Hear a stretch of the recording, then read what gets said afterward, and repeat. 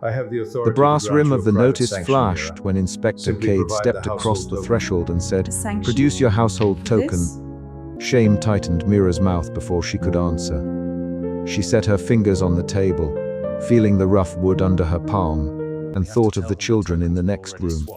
The tension in the doorway made the problem immediate. They must believe An old it. municipal ordinance was active tonight, and failure to comply meant public censure and loss of small protections. Mira moved before she let the thought become a speech. She drew the worn shawl closer and climbed to her feet. She kept her shoulders level and kept her hands where they could be seen. That steadiness came from years of choosing what to show and what to hide. The narrator watches Mira's small motions and notes how that discipline is born of shame and of a cautious hope to keep the household safe. Inspector Cade set the brass notice on the table and tapped the worn leather ledger with a single, precise finger name. He asked. His voice was low. It carried the ledger's numbers and the registry's policies. He did not shout, he did not smile. Mira, Mira, and the name landed thin in the parlor. She hoped the word would feel ordinary. It did not. Cade opened the ledger and found the blank line for signatures. He produced a stub of ink and a thin pencil. "Sign here," he said. His hand did not shake. Mira signed with a tight, measured loop. She watched the pencil move and felt her pulse in the place behind her throat. That pulse was part shame, part suspicion. She could not tell which would govern her next choice. Cade did not lift his gaze. He display the cord by the hearth, coil it visibly. "Leave it until my ledger notes it." The instruction required a small humiliation under the eyes of a regulator who kept the town's quiet order. Mira turned, moved to the hearth, and uncoiled the linen cord from its drawer. Her fingers smoothed it with the motion of someone folding a clean shirt. She placed the cord in a neat loop on the rug. The concrete, public act mattered more than the object. The cord would be visible. Neighbors could see it through the window. When Cade closed the door, the sound of the latch echoed longer than it should have. Mira stood by the hearth and waited until the scraping of his boots faded down the stairs. She kept her hands folded in front of her. She could feel Mrs. Hallow's gaze through the thin glass of the window across the way. Shame shifted in Mira into a tightened attention. She listened for the outer sounds of the street. A cart wheel, a dog barking, someone coughing. The night offered practical cues. Mrs. Hallow appeared at the window a moment later, hand cupped to the glass. Mira, her voice was soft but urgent. Mira answered. "Mrs. Hallow." They exchanged no ceremony. There was no knock. Mrs. Hallow whispered, "They've been doing that since my father registered the house. We all pretend not to know the exact rule." The neighbor's words pulled suspicion tighter. Mira pressed her thumb into the corner of the ledger like someone testing the paper's weight. Pretend not to know. Mira, pretend and comply. "Mrs. Hallow." It keeps the children fed and the lights spared notice. Honesty draws attention. The neighbor's phrasing was plain. It gave a shape to what Mira had only felt. The word pretend slid into Mira's decisions. She saw that compliance here had a practical logic. Mrs. Hallow stepped back from the window and lifted her chin once, signaling that she had spoken all she would. The next morning Mira walked to the municipal registry. She took the lane that skirts the market and kept her bag close. The building's stone front smelled of damp mortar. Inside, the clerk sat behind a glass partition with a brass slot. The clerk's hands were quick. He looked up over the rim of his paper and said, "Yes." Without looking hostile, his eyes, careful and guarded, were what unsettled her. "Mira, are there exceptions?" She kept her voice plain. The clerk touched a stamp and did not answer immediately. "Some names are marked, some are not. It depends on service and on records." His phrasing avoided the direct question. He tapped a stack of forms with a blunt finger. The evasive answer shifted Mira's attention from an abstract law to a system wielded with selectivity. Who decides? Mira. The clerk's mouth thinned. Registry decides what is on the ledger. Enforcement follows the ledger." He pushed a paper under the glass where a name had a small, clipped mark beside it. "We record what is required. The rest is for the inspectors." The clerk's hands moved as if to close the conversation. Mira left with the sound of the brass slot sliding behind her. Suspicion had become fear. The clerk's evasion suggested favoritism. She thought of the families in the wealthier row houses whose cords might see no inspector. She thought of the ledger's margin, the thin marks that made the difference between ordinary evenings and public censure. That afternoon, Inspector Cade found Mira again. He met her in a municipal corridor where the lamps burned low and the plaster smelled faintly of wax.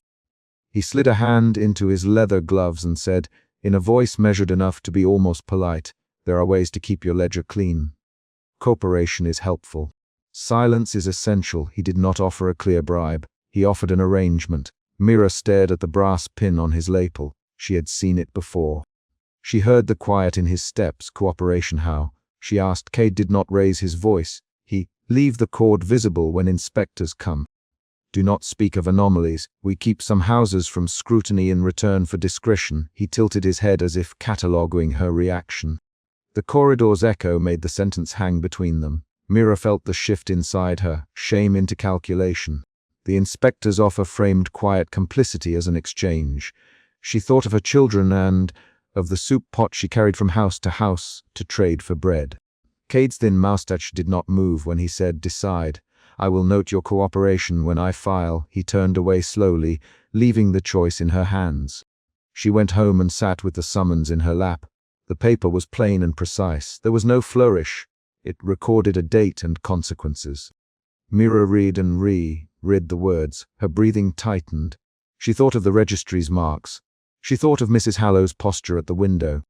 Her hands folded once and then picked up the cord. She felt its fibers between thumb and forefinger, felt the small loop worn by years of being handled. She thought of refusal, and the sensation that followed was not abstract. Refusal would mean an inspector would note non-compliance, and a public mark would be placed beside her name in the ledger. It would mean more visits, questions at the market, perhaps a formal censure. Her fear wasn't just for herself. It was for the children who might lose the ration stamps that came from being on good standing. Mira moved through the next days as if walking by the rim of a shallow pool. She performed the household tasks that kept the family's practical needs met.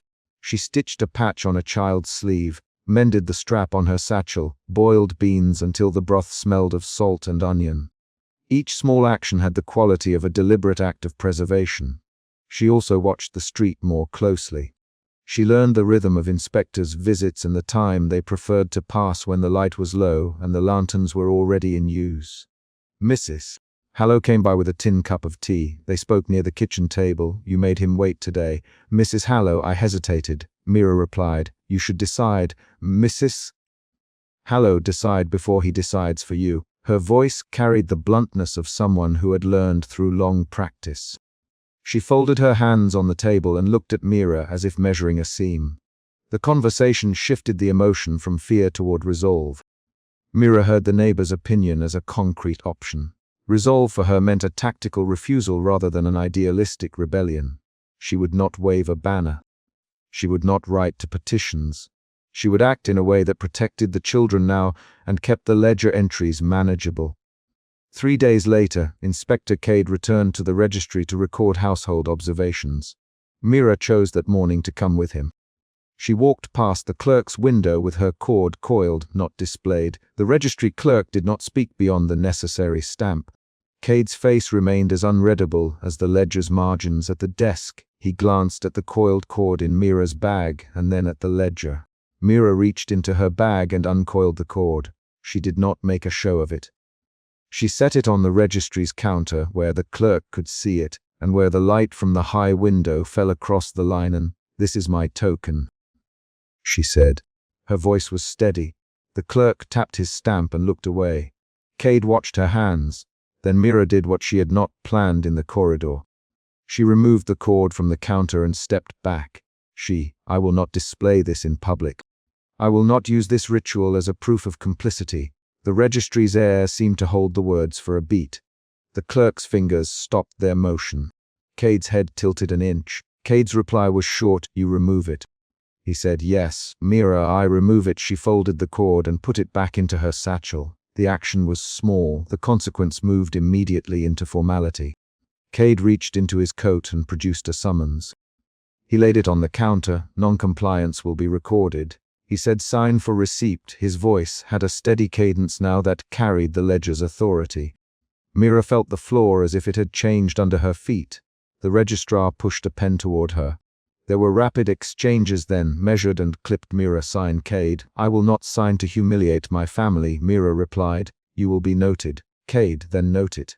Mira answered, do what you will on paper. The public refusal felt colder than she expected.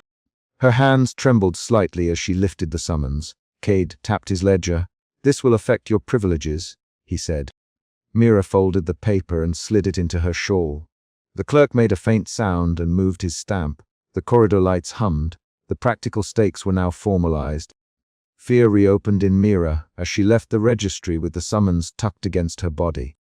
The mid-chapter cliffhanger came when she passed the market and someone, an older man with a cart, stopped and asked, Mira, is everything all right? She looked up and met his eyes. Yes, everything is fine. The man's uncertain face and the unsaid questions in his glance made the moment sharp.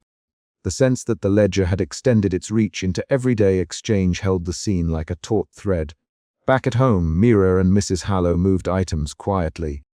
They decided on a small, defiant ritual that would not call inspectors back, but would protect the children for the next cycle. They placed the cord in a drawer behind folded linens and left a different loop of rope by the hearth, a plain length of twine that had no official braid and no registry mark. Mrs.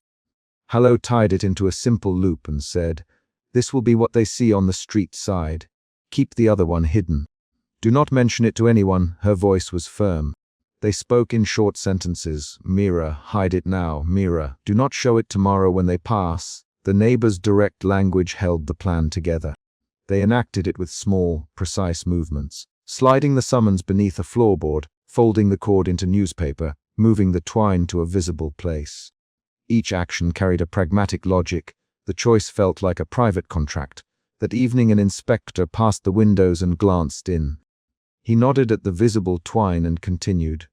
Mira watched until his hat turned the corner. Her chest loosened in a way that was both relief and a practical acceptance. The emotion settled into a new pattern, quiet vigilance. Her shame had shifted into a guarded calm. Night came and Mira sat by the dying hearth with her hands in her lap. The narrator remains close to Mira's viewpoint as she counts the small benefits the choice secured. She had not marched, and she had not made a statement for the record. She had chosen to protect the children and accept a marked place in a registry that might note her refusal. The ledger had recorded her name. The neighbors knew what had happened. The inspector had filed his note.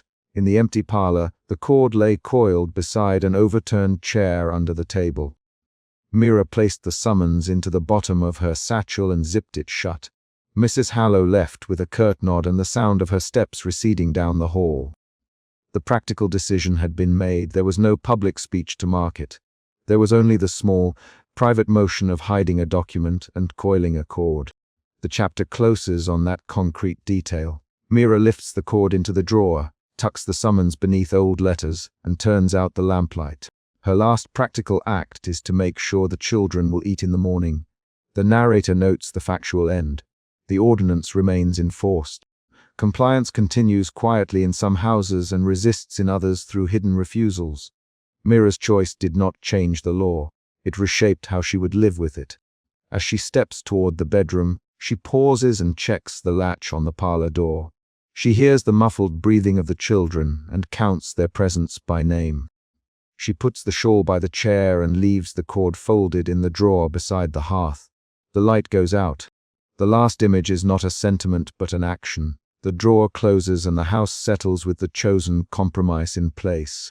They marched Jonah past Mira's doorway with measured steps and no voices raised. Hands at his back, Jonah's shoulders did not slouch. His eyes moved too quickly, finding the small room, the children behind the curtain, the worn shawl on the chair. Fear tightened Mira's chest before she could name it. And she held her breath until the last boot crossed the threshold and the lane fell to the soft scrape of leather on cobbles. Mira's first action was to press both palms flat on the sill and count the lamps along the lane. She counted to 7, then lowered her hands to the cold wood and felt the grain. The sight of Jonah being taken changed the morning from rumor into a concrete demand. The ordinance still took names. The problem sat in the open now. Households were marked, and avoidance was not protection. A child slipped through the crowd. The child's face was streaked with soot, and his eyes darted like a trapped bird. He tucked a folded list into Mira's palm and stepped away as an officer passed. Mira kept the paper closed against her palm until the procession moved out of sight. She did not look at the crowd again. She felt the paper's thinness and the burn of its crease under her thumb and knew the list named houses for inspection. That small scrap turned vague dread into a household timeline. She moved back inside and shut the door with both hands. In the kitchen, the kettle perched on the hearth, a ring of ash where the last coal had guttered. Myra set the satchel on the table and opened the folded paper. A column of neat marks, a set of initials, a string of numbers. Her name sat halfway down. Fear pushed her forward. She read the code twice to be certain. It meant that by afternoon a clerk would have her name and a corridor would be waiting. Mira's fear did not show itself as wide-eyed panic. It showed as a series of small, practical moves. She wrapped the locket in cloth and slid it under the hearthstone where the children could not see. She tightened the leather strap on the satchel and put the worn shawl over her shoulders. She smoothed the tablecloth with the heel of her hand. Each gesture was meant to make less of a scene. Each gesture bought time. By late morning, Mira stood in old Mara's kitchen. The room smelled of boiled cabbage and soap. A kettle hissed on the iron hob. Several neighbors crowded the narrow floor. Old Mara sat at the head of the table and rubbed flour between her fingers as if kneading memory into order. Mira's voice came low. Old Mara, did you see Jonah? Mira, I saw him taken last night. Old Mara, he wasn't loud about it. The officers never allowed any more. Old Mara's tone clipped the air. She pushed a thin piece of bread toward Mira with the tips of 2 fingers. What do you know about that list? Mira. 2 neighbors leaned forward. Jory, who ran the small stall, whispered. They call it a schedule now. Names moved like goods. His hands curled on the edge of the table. We trade stories, Mira. We cannot trade tokens without trading danger. A brief argument broke out. One woman said, hide the tokens, swap them at dusk. We'll fool them for a fortnight. Another voice, sharper, said, and when they ask for the original, who will bear their cost? The room's words snapped back and forth, 3 to 6 quick lines, questions and counters striking at trust. Mira repeated the names in her head. Jonah, Old Mara, Jory. The list had named them all in one neat column. Old Mara leaned close enough that Mira could see the thin blue veins at the corner of her eyes. You know what I paid for help once, Old Mara. I can trade a token for coin. But coin will hollow a house. Are you willing to sell safety? Mira's reply was a small, controlled breath. I will not sell my children's mornings for a coin, she said. Her hands folded over each other until her knuckles went white. The neighbors shifted. None of them named the price out loud. An hour later, a municipal slip arrived for Mira, stamped with a plain seal and no explanation.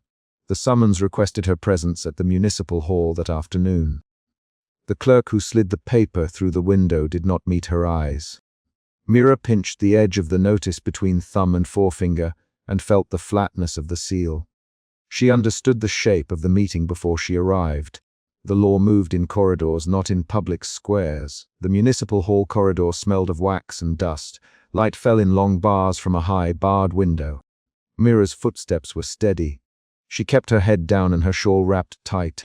A clerk at a distant desk lifted his eyes and recorded her arrival with a small, formal nod. Mira of number 12, he said, and tapped the ledger with a finger.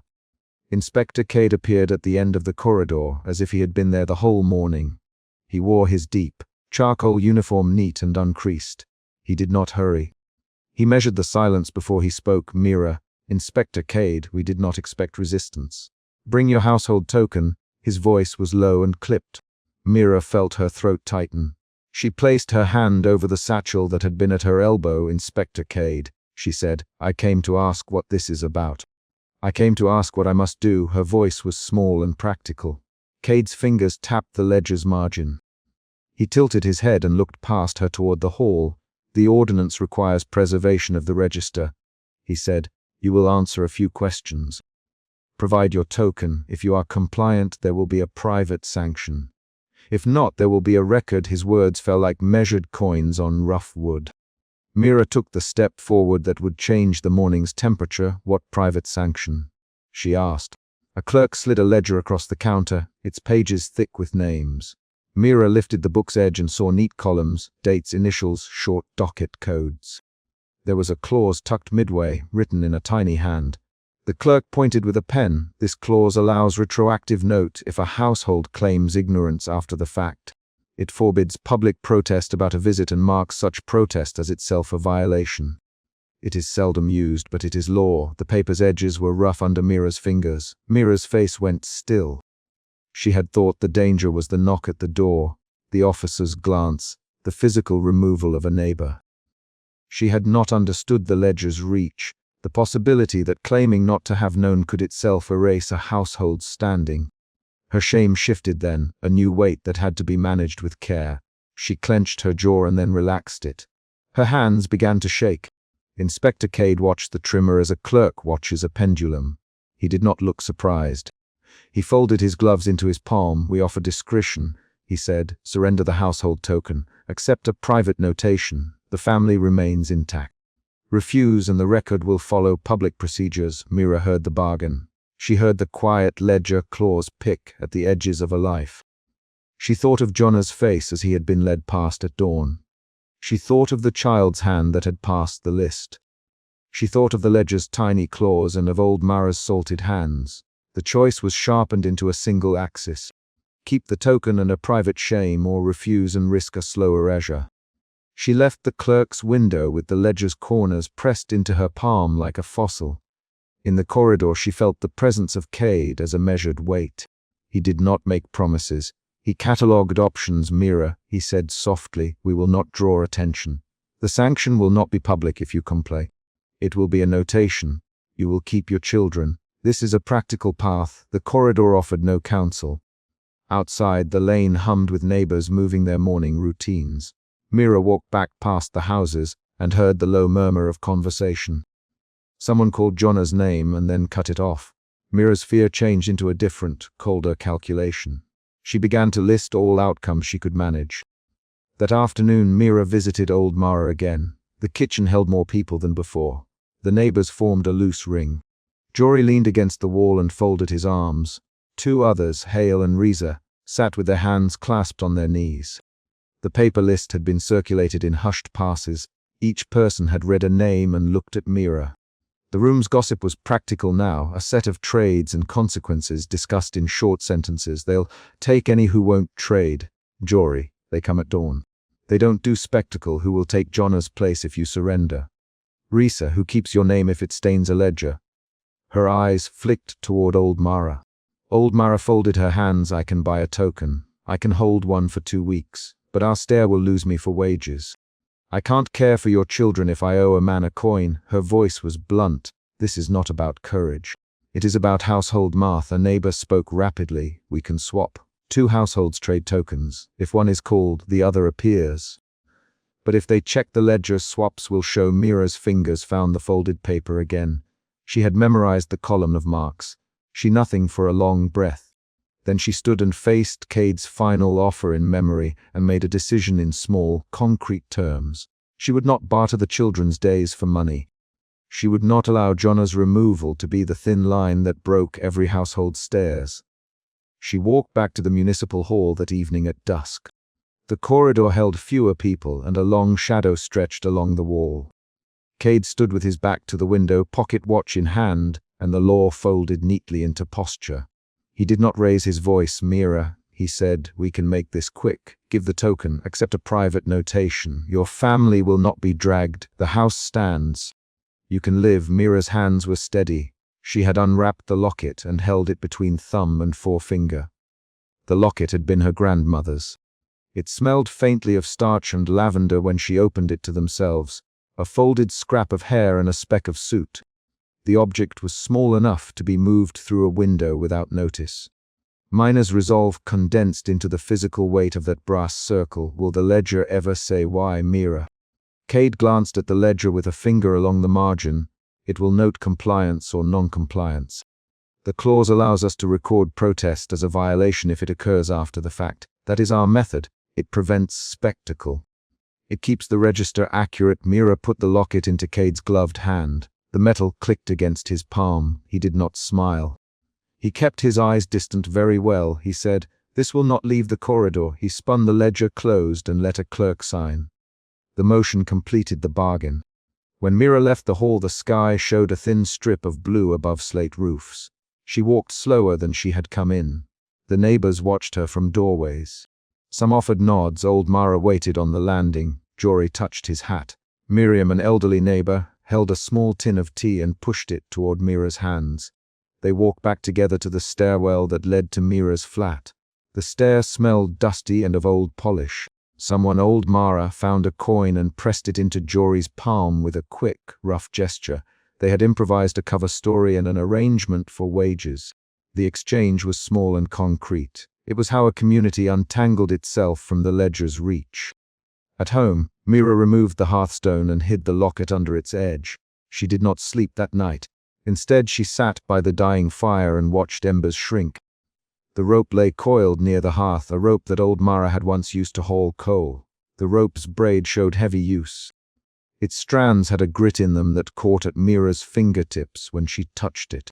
The rope became a precise object in the room, its weight, its texture, its coiled shape. Mira's hands moved in the dark. She tied a small, neat knot in the rope and set it beside the locket's hiding place. The knot was not a metaphor. It was a way to measure time by the number of loops she could tie before the children awoke. She put the satchel by the door and arranged the shawl across the back of the chair. Each movement was a rehearsal for mornings when an officer might knock. At midnight, a soft knock came at the outer stair. Mira's body curled into attention. She opened the door to find Jory and old Mara, their faces drawn and their voices low. "Are you certain?" "Jory, we are certain." "Old Mara, you did what you could to keep them home. We will watch. If they come at dawn, we will answer the door as neighbors, not as witnesses. We will tell the story of a swap." Mira heard the words but felt instead the small muscle of her hand unclench. Her fear shifted again into a tight responsibility. She became methodical. "If they ask about the ledger, tell them the tokens moved in error," she said. "If they ask about me, say I worked at the stall. Say I left at first light." They exchanged 3 short lines, then silence. The house settled to the sound of the kettle's last breathe. The rope in the corner waited as an object with purpose. The locket stayed hidden beneath stone. At dawn, the lane stirred. The municipal officers moved through the street with their measured step. Mira stood at the doorway with old Mar at her elbow. Jonna's door across the lane stood open. Its usual bustle had been reduced to a quiet. The officers paused at number 4, then moved on. Mira's throat held a dry taste. She reminded herself to breathe. An officer hesitated at the stair of number 12 and then stepped away. He spoke to old Mara, who showed him a token pressed into her palm.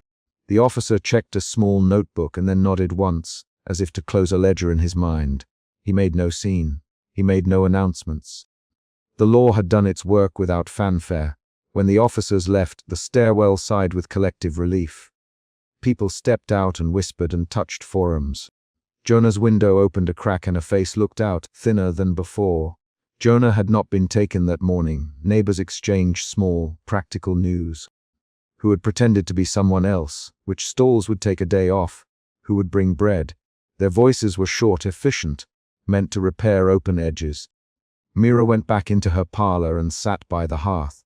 She reached for the rope and ran her fingers along its braid. The knot she had tied the night before pressed against her palm. Her face remained still.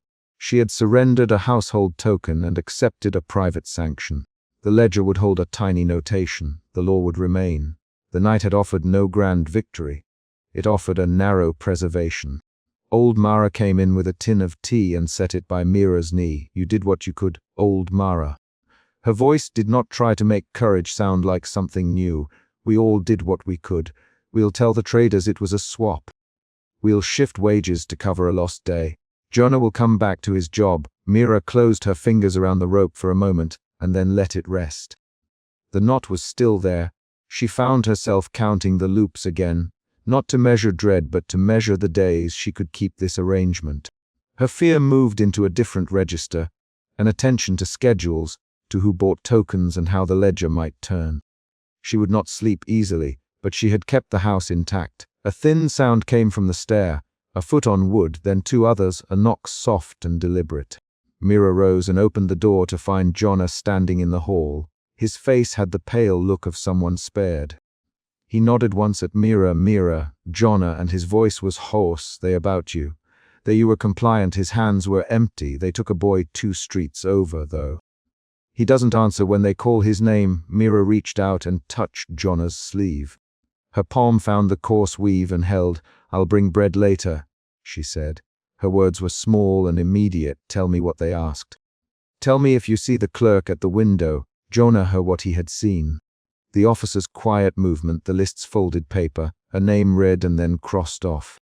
He gave 2 quick lines about the child's frightened hand and the way the officers moved without looking at people. The dialogue moved fast and practical. Mira listened and catalogued every detail that might become an advantage. That afternoon a clerk slipped a ledger across the municipal window.